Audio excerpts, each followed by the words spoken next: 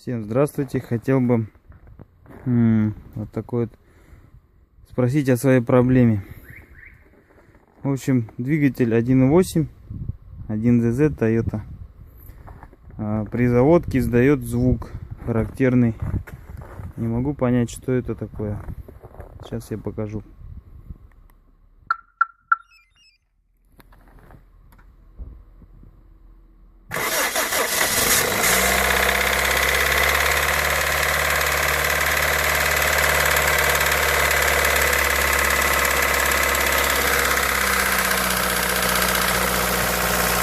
Вот звук перестал. Что означает, что это, не могу понять. Может быть цепь, может кто знает, подскажет. Пишите в комментариях.